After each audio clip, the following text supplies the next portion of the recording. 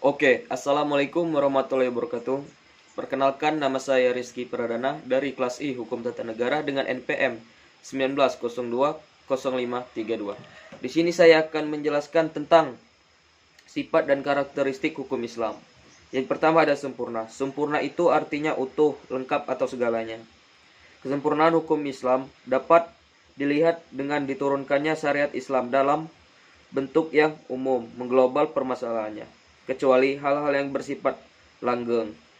Nats membuat prinsip-prinsip hukum terperinci, konkret, dan teknis. Misalnya masalah perkawinan, perceraian, dan warisan diterangkan secara prinsip. Dan yang kedua ada elastis. Elastis sifatnya yang mudah diubah bentuknya dan mudah kembali ke bentuk asal, lentur dan luwes. Keelastisannya mencakup di segala bidang kehidupan manusia, baik jasmani maupun rohani. Dan yang ketiga ada universal. Universal berarti umum, berlaku untuk semua orang atau seluruh dunia, bersifat seluruh dunia. Ini berarti hukum Islam itu tidak dibatasi oleh lautan maupun batasan suatu negara. Bukti yang menunjukkan bahwa hukum Islam itu mempunyai sifat universal atau tidak harus dikembalikan kepada Al-Quran. Universal hukum Islam ini dinyatakan oleh Al-Quran sendiri yang berbunyi, dan tidaklah kami, Allah, mengutus kamu Muhammad melainkan untuk menjadi rahmat bagi semesta alam. Quran surat Al-Anbiya ayat 107.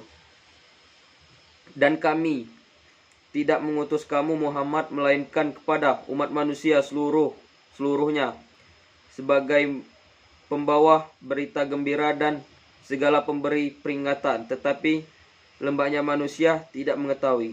Quran surat Al-Sabah ayat 28. Dan yang keempat ada dinamis. Dinamis dalam KBBI dijelaskan makna dari kata dinamis adalah penuh semangat dan tenaga, sehingga cepat bergerak dan mudah menyesuaikan diri dalam keadaan dan sebagainya.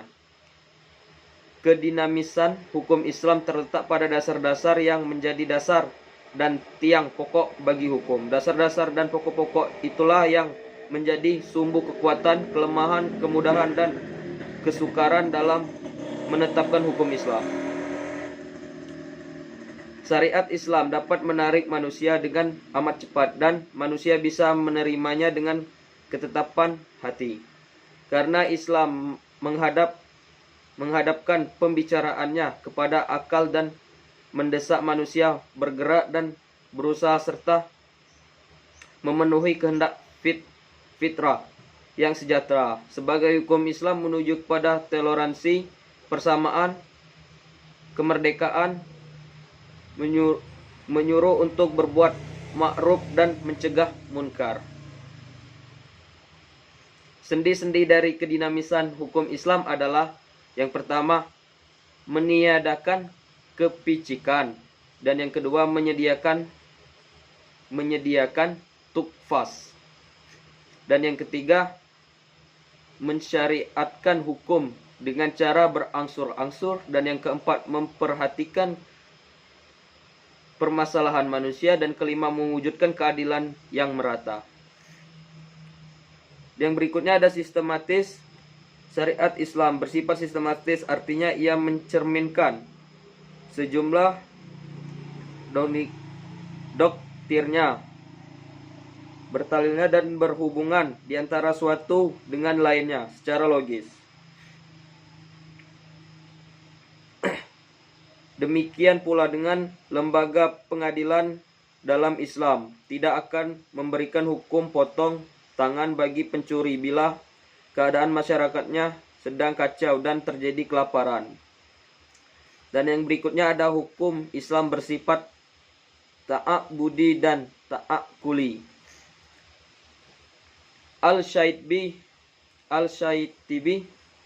menyatakan bahwa ta'abudi adalah suatu di mana tujuan hukum dalam melembagakan hukum untuk membebaskan mukallaf, dan perintah-perintah hawa nafsu, agar dia menjadi hamba Tuhan dengan sukarela, sebagaimana dia juga hamba Tuhan secara alamiah atau tidak secara terpaksa, sedangkan ta'akuli adalah sebaliknya. Bersifat ta'abudi. Lebih jelasnya, ta'abudi adalah suatu bentuk ibadah yang tujuan utamanya untuk mendekatkan diri kepada Allah, yakni beriman kepada dan segala konsekuensinya berupa ibadah yang mengandung sifat ta'abudi atau murni. Dan yang terakhir bersifat ta'akuli. Kedua yakni ta'akuli berbentuk dalam bidang muamalah. Ta'akuli ini bersifat duniawi, yang maknanya dapat dipahami oleh nalar. Sekian dari saya, terima kasih.